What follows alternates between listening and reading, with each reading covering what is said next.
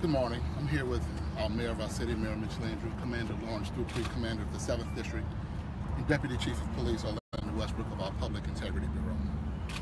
At or about 12:14 a.m., 4 of our officers were in the area of Tower Lane and Lake Forest Boulevard in East New Orleans. They were patrolling and had the occasion to make an observation that caused them to exit the car. When they exited the car, there was a subject who fired upon our officers, striking one of our officers several times. What we know right now is that one, possibly 2 of our officers returned fire, perhaps striking the subject, and our officer was collapsed right there on the scene. What we know right now is that the subject fled into the area and secreted himself into an apartment at that location. Our officers surrounded that apartment, rendered aid to our officer. EMS came to transport our officer to the hospital where he expired. Right now we've met with the family. They're in our prayers. They have our condolences. They're in our thoughts. And we've spent some time with them tonight, and at their request, right now we're not going to release the name of the officer because there's still further family members who are not yet notified. We believe that our officers fired at the perpetrator, striking that perpetrator, who has also now been transported here. But for a long time, he secreted himself into that apartment, and our SWAT team and negotiation team worked to make contact with him. There was a peaceful surrender after long negotiations, and he was transported by EMS here to the hospital. He is under arrest, but he's suffered several gunshots as well. And so we don't know all of the specifics about exactly what happened, how many shots were fired. What we know is that our officer was fired upon, was hit, and has expired as a result. The perpetrator was shot as a result. That subject is at University Hospital and is under arrest at this time. So we've met with the family. Certainly we are all grieving. We've met with a number of our officers. We have grief counselors and chaplains here at the hospital who are working with us, and so our department is grieving, our city is grieving, and this family is grieving. And so we ask the city to pray for us and keep us in your thoughts and prayers.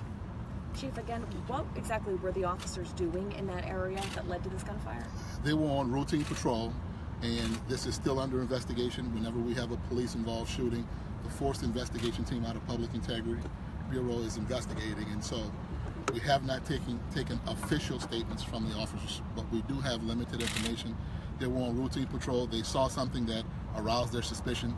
They were exiting the vehicle, and upon exiting the vehicle, what we have learned is that this perpetrator fired at our officer, striking our officer. Remarks by the mayor and bring questions. Anyway, these are the worst days, kind of days for the city. The chief and I, of course, met with the family first, which was really hard.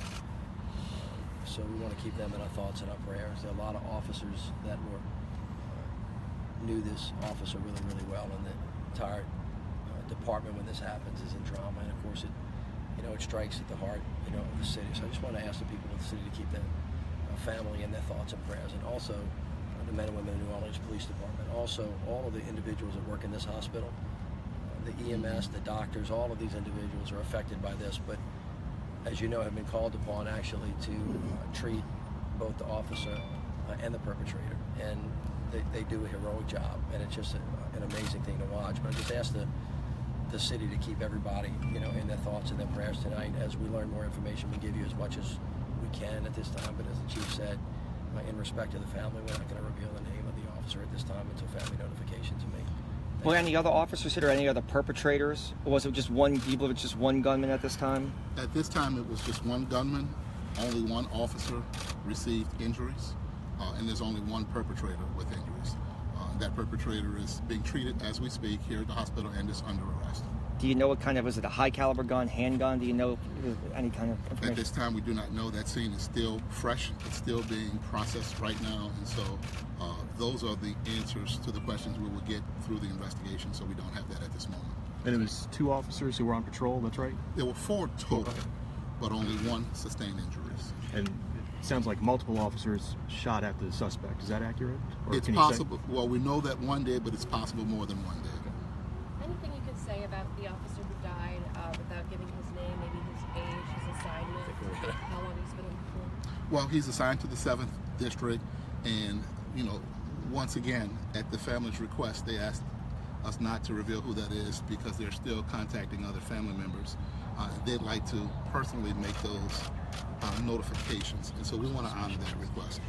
But the officer was a member of the 7th District, just on routine patrol, doing his job, doing exactly what the citizens expect him to do. And so this hurts. I can't begin to tell you how much this hurts.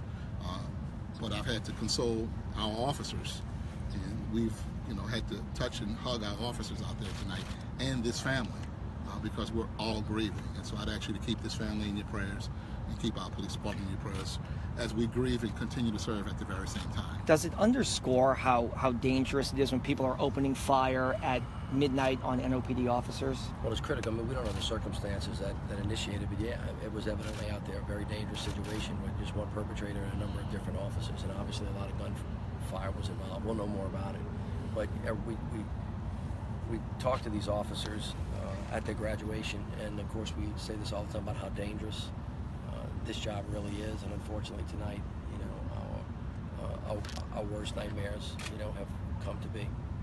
Do you have an age on the perpetrator? Was he known to police? I don't know the facts about his history right now, but he is a 30-year-old male from what I understand. Was this just a patrol officer, or was it any one of the task forces, or was he with any kind of certain unit or any kind of specialized unit with the NOPD? I think we're going to kind of reserve the answer to that. That kind of really narrows down who the officer is, and I think a little later today we'll be able to give you that specific. So anybody else? Were any other agencies involved initially? No. Not to my knowledge. Not that we know of. Okay. All right. Thank you, guys. Thank you so much. Thank you.